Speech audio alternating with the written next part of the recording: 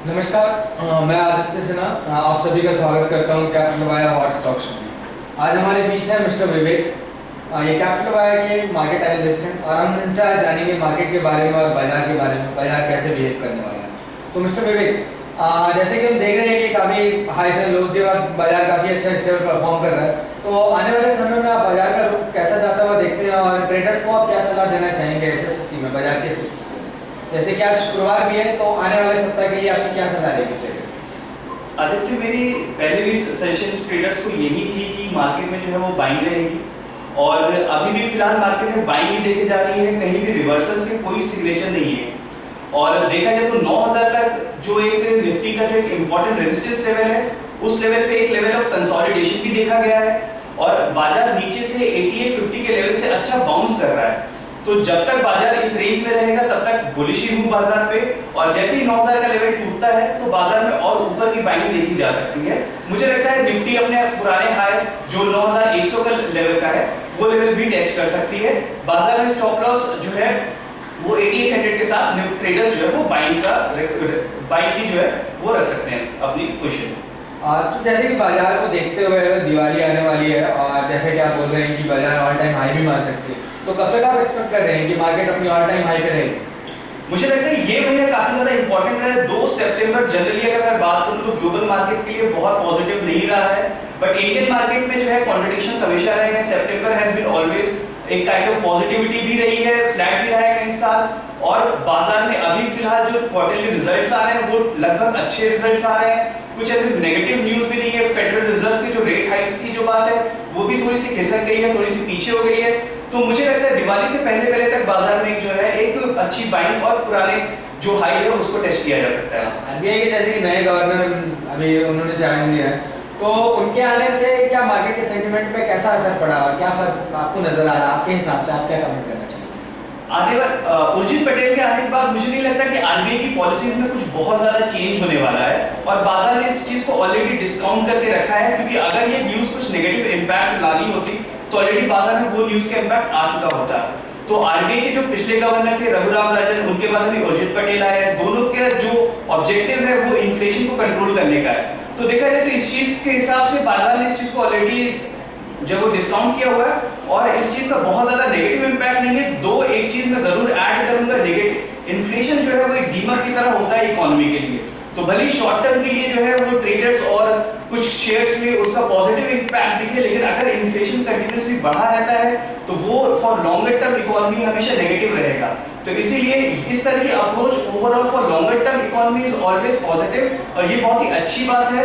तो इस वजह से मुझे लगता है कि बाजार में ऐसे कुछ नेगेटिव न्यूज तो नहीं है। अभी जैसे कि आपने देखा कि बीएसई के 200 स्टॉक्स में 52 वीक हाई पे चल रहे थे, तो उसका आपको क्या लगता है? आप ट्रेडर्स को न्यूज़ को मद्देनजर देखते हुए आप ट्रेडर्स को क्या सलाह देना चाहेंगे? वो प्रॉफिट बुक करें या फिर अभी इन्वेस्टिंग में चालू रहे, इन्वेस्टेड रखें अपने पास? बहुत जरूरी है कि अपने प्रॉफिट, जो भी प्रॉफिट आया है उसको आप जरूर बचाएं। तो अगर आपके पास मान लीजिए अगर 100 शेयर्स हैं तो आप 50 से 70 शेयर्स में प्रॉफिट जरूर बुक करें, डिवाइड स्टॉप लॉस करें ऊपर के लेवल का और हायर लेवल के टारगेट के लिए वेट करें। ट्रेडिंग करने के लिए एक बहुत इंपॉर्टेंट जो सजेशन वो यही रहती है कि अपने स्टॉप लॉस को आप अगर पोजीशन प्रॉफिट में है तो ट्रेल जरूर करें। तो यहाँ पे जो है मेरी सजेशंस डिपेंड करता है कि स्टॉक्स कैसे रहेंगे, उनके ऊपर स्पेसिफिक होना पड़ेगा।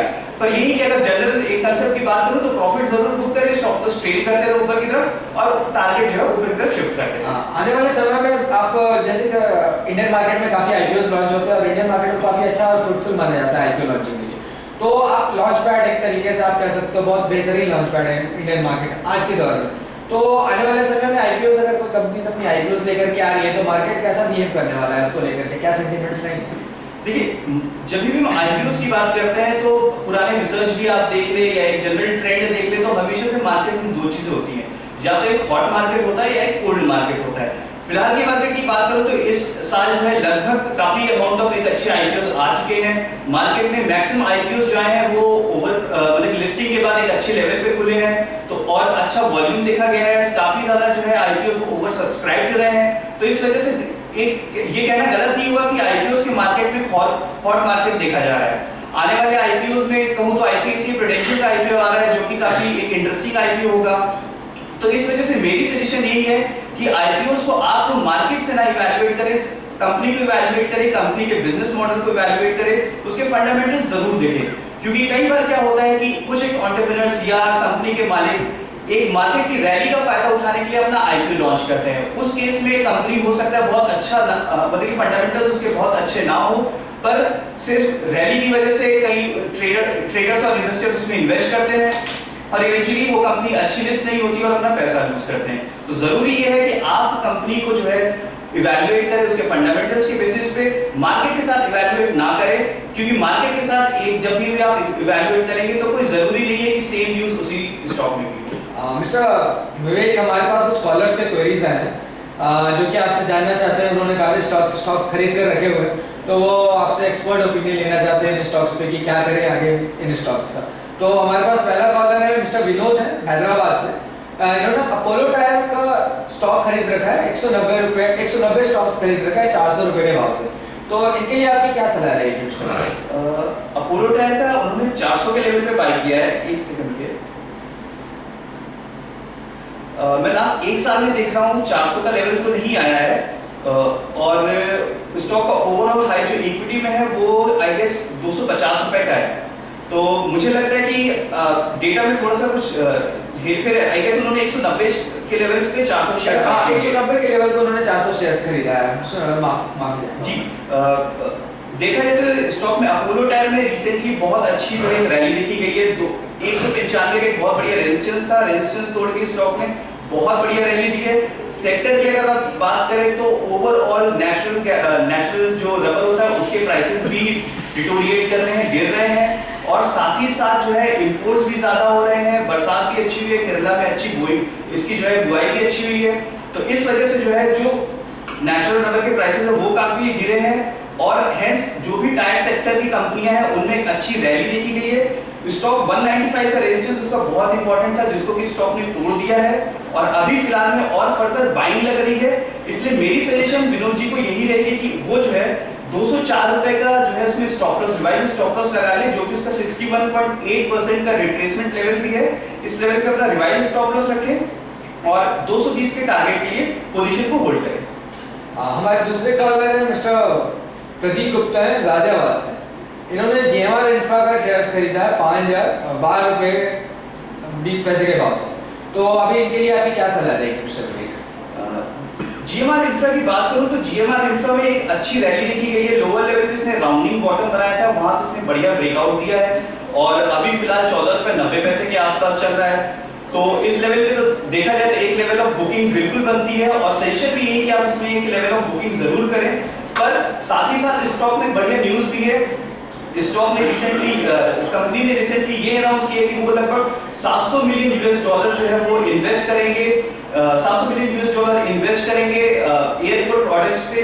तो इसका मतलब ये है कि कंपनी के पास आगे इन्वेस्टमेंट के अच्छे मौके हैं और कंपनी का रिजल्ट भी आने वाला है। तो मेरी सजेशन ट्रेडर्स को मेरी सजेशन यही है कि आप इसमें 50% जो है वो आप प्रॉफिट बुक करें, रिमेनिंग 50% को आप 40 रुपीज के स्टॉप लॉस के साथ होल्ड करें फॉर टारगेट ऑफ 20 रुपीज। हमारे अगले कॉलर है मिस्टर नमन मेहता अहमदाबाद से। इन्होंने एसबीआई के 100 शेयर खरीद रखा है 209 रुपए के भाव से। तो इनके लिए आपकी क्या एक्सपर्ट ओपिनियन रहेगी mister Vivek? State bank of India ने 200 रुपए का जो उसका मेजर रेजिस्टेंस था उसको तोड़ा है, 150 के लेवल के आसपास भी गया था, 200 का एक बहुत इंपॉर्टेंट लेवल रेजिस्टेंस का था उसको तोड़ा है और स्टॉक फिलहाल 264 के लेवल पे ट्रेड कर रहा है।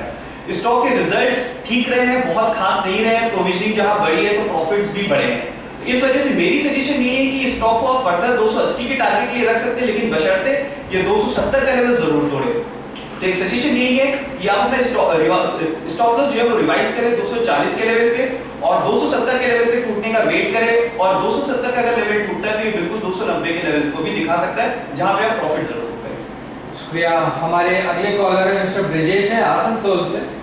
इन्होंने ब्रूक्स लैब्स के 200 शेयर खरीदे 90 रुपए के भाव से और ये एक लॉन्ग टर्म इन्वेस्टर है। तो इनके लिए क्या सलाह रहेगी आपकी? मेरी सजेशन आपके लिए ब्रूक्स लैब में ये है कि फिलहाल पोजीशन को होल्ड करें। टेक्निकली बात करूं तो स्टॉक अपने जो है ट्रेंड लाइन से लगातार बाउंस कर रहा है और साथ ही साथ स्टॉक में एक बढ़िया स्ट्रेंथ दिख रही है। वही बात करूं न्यूज की तो इनकी गुजरात की जो प्लांट है उसको रिसेंटली लाइसेंस मिला है, जो कि एक काइंड ऑफ पॉजिटिव न्यूज होगी स्टॉक के लिए भी। मेरे लिए स्टॉक का जो एक 130 का लेवल है वो एक बहुत इंपॉर्टेंट रेजिस्टेंस है और जब तक ये लेवल नहीं टूटता है तब तक स्टॉक जो है इसी रेंज में रह सकता है। तो सजेशन यही है, आप अपना स्टॉप लॉस जो है वो रिवाइज करें 109 लेवल पे, और अगर 130 का लेवल तोड़ता है तो स्टॉक जो है काइंड ऑफ एसेंडिंग ट्रायंगल का ब्रेकआउट देगा, जिससे कि आपको ऊपर के टारगेट जैसे 150 से 160 के लेवल के भी टारगेट मिल सकते हैं। तो पोजीशन को होल्ड करें 109 के रिवाइज स्टॉप लॉस। विवेक की सलाह है कि होल्ड कीजिए पोजीशन को मिस्टर विजेश। हमारे अगले कॉलर है मिस्टर मोहित है कटनी से। इन्होंने सुजलन एनर्जी के 500 शेयर्स खरीद रखे हैं 22 रुपए के भाव से, तो इनके लिए आपकी क्या एक्सपर्ट ओपिनियन रहेगी मिस्टर विवेक? सुजलॉन एनर्जी बहुत ज्यादा स्ट्रेंथ में नहीं दिख रहा है, दो रिसेंटली इसने अपनी एक फॉलिंग ट्रेंड लाइन का ब्रेकआउट दिया है और उसकी वजह से ये फिलहाल 70 रुपए 90 पैसे के आसपास में आज क्लोज हुआ है। तो मेरी सजेशन यही है कि ये एक अच्छा मौका है उनके पास पोजीशन क्लोज करने का, और जैसे जैसे स्टॉक ऊपर आता है अपने कॉस्ट के आसपास आता है, तो सजेशन यही है कि उसको क्लोज करें। मेजर स्टॉप लॉस 15 रुपए का रखें। स्टॉक में बहुत ज्यादा इन्वेस्टमेंट और ट्रेडिंग अपॉर्चुनिटी मेरे हिसाब से फिलहाल तो नहीं है। मिस्टर विवेक, हमारे कॉलर्स की क्वेरी खत्म हो गई। अब मैं आपसे जानना चाहूंगा, आपके कुछ एक स्टॉक पिक्स बताएं हमें जो कि हमारे ट्रेडर्स को आप सजेस्ट करना चाहेंगे आगे के सेशंस में ट्रेड करने के लिए फ्रॉम मंडे ऑनवर्ड्स। मेरी सजेशन ऑरो फार्मा में रहेगी। ऑरो फार्मा फिलहाल अपने 800 रुपए के लेवल के आसपास ट्रेड कर रहा है और ये इसका एक बहुत बढ़िया लेवल है। स्टॉक की बात करूं तो स्टॉक में ट्रायंगल पैटर्न भी बन रहा है, तो अगर स्टॉक 810 का लेवल या 815 का लेवल जिसका मेजर है वो अगर तोड़ देता तो स्टॉक में 900 रुपए की भी टारगेट देखे जा सकते हैं। तो मेरी सजेशन है आप ऑरो फार्मा बाय कर सकते हैं 815 रुपए के ऊपर। आप स्टॉप लॉस लगा लें 750 रुपए का, टारगेट इसमें 950 रुपए का रहेगा। शुक्रिया मिस्टर विवेक, आपसे बात करके बहुत बहुत अच्छा लगा। अब हम शो को खत्म कर रहे हैं। Thank you.